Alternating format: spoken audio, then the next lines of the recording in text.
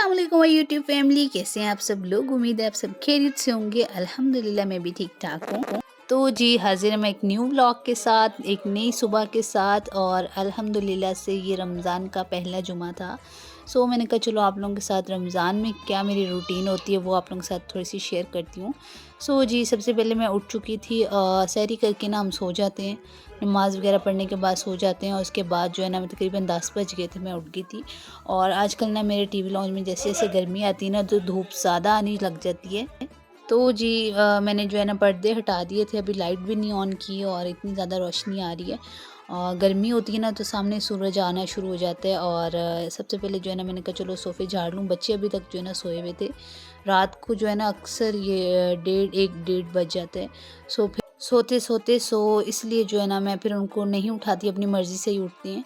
अब मैंने जो है थोड़ा-सा यहाँ से क्लीन वगैरह करूँगी तो बस उठने ही वाले हैं वो भी। और मेरा भी रोज़ा होता है तो फिर मुझे जो है ना नाश्ते वगैरह की फ़िक्र नहीं होती।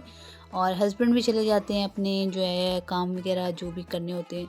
और मैं जो फिर सफाइयाँ कर लो और बस जुमे की तैयारी भी करनी होती है। इसलिए मैंने कहा चलो जो है टाइम से काम कर लूँ।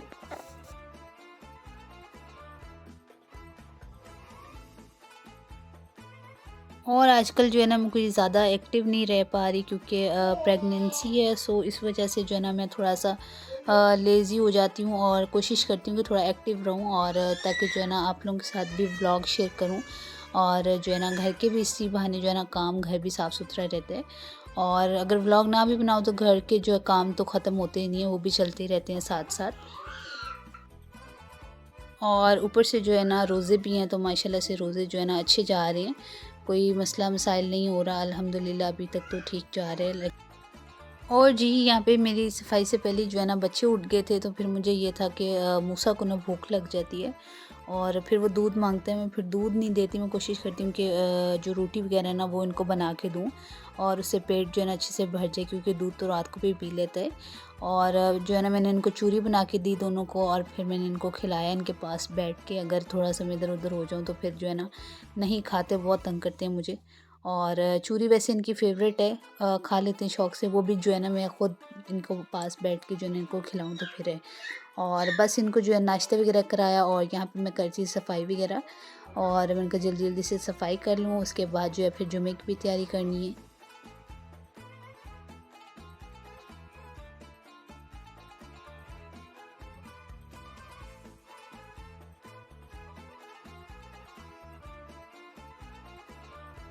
और जी यहाँ पे हमारा घर जो है साफ़-सुथरा हो चुका है और मैंने सारी सफाइयाँ कर ली और ये दोनों खेल रहे थे। बच्चों का ना बस यही काम होता है, आगे-आगे माँ सफाई करती जाए और पीछे-पीछे बच्चे जो है ना गंद मारते जाते हैं। जी दूध वाला आ चुका था और मैंने दूध लिया और इसको जो है ना बॉईल होने के लिए रख दिया था। पहले ये था कि थोड़ी देर काम वगैरह मैं कर लेती थी, फ्रिज में रख देती थी। अब जैसे कि गर्मी आ रही है ना तो फिर जो है ना मैं इसको फ़ौरन बॉईल कर लेती हूँ, कोई पता नहीं ख़राब ना हो जाए। और यहाँ पे हो चुका था नहाने का बच्चों का टाइम, बच्चों को शावर दिलाना था, ख़ुद भी मैंने लेना था। लॉन का मैंने सूट निकाला था, मैंने कहा चलो लॉन का आज पहनती हूँ, खद्दर बस बंद करें क्योंकि अब गर्मी स्टार्ट हो गई है। और बच्चों को यहाँ पे जो है ना मैंने नहला-धुला के रेडी कर दिया था और जो है ना काफ़ी बच्चे फ्रेश हो जाते हैं, साफ़-सुथरे अच्छे लगते हैं। और बच्चों के जो है ना मैंने अभी तक लॉन के जो है ना नहीं निकाले कपड़े, अभी और 1 हफ़्ते तक निकालूंगी क्योंकि अभी तक बच्चों के लिए ना ठंड, अभी इनको मैं हाइनेक नीचे पहनाती हूँ क्योंकि मेरा जो है ना अंदर ठंडा रहता है। फिर मुझे होता है कि ये जो है ना खांसी वगैरह ज़ुकाम इस तरह का ना हो जाए। और बस मेरा यहाँ पे नमाज का टाइम हो चुका था, मैं नमाज जो है अब अदा करने के बाद दुआ वगैरह मांगेंगे और उसके बाद जो होता है काम। रमज़ान में वैसे भी कुरान पाक पढ़ना चाहिए डेली और मेरे से जितना होता है मैं पढ़ लेती हूँ। ज़्यादा नहीं पढ़ा जाता, बस जितना होता है कोशिश ये होती है कि थोड़ा बहुत जितना पढ़ा जा रहा है उतना तो खोल के हमें पढ़ना ही चाहिए। बीच में से मैंने कुरान पाक के लिए एक औरत लगवाई थी तो वो काफ़ी सही मेरी रूटीन बन गई थी, बट वो बीच में से जो ना पता नहीं उसकी शादी होगी, किधर चली गई किधर नहीं, ये बताए बगैर ही मुझे छोड़ गई और कोई राब्ता भी नहीं किया। मेरे पास भी कोई नंबर वगैरह नहीं था तो मैंने कहा चलो कोई अब और देखूँगी जब। जी यहाँ पे हो चुकी थी रात और इफ़्तार के टाइम जो है ना हस्बैंड ने बाहर से खाना वगैरह खाना था, दोस्तों के साथ ही इफ़्तार करनी थी।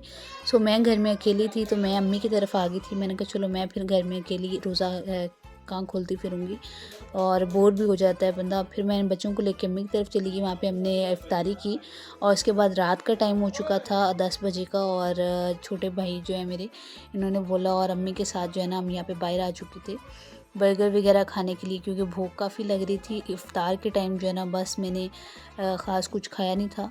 तो हस्बैंड की थोड़ी तबीयत नहीं सही थी, वापसी पे उन्होंने बोला आप चले जाओ, मैं यहीं पे घर पे रेस्ट करूँगा और हम आ चुके थे यहाँ पे बच्चों को लेके। फिर मैं आ गई थी बाहर, हमने कहा चलो जो है थोड़ा सा इंजॉय कर आएँ।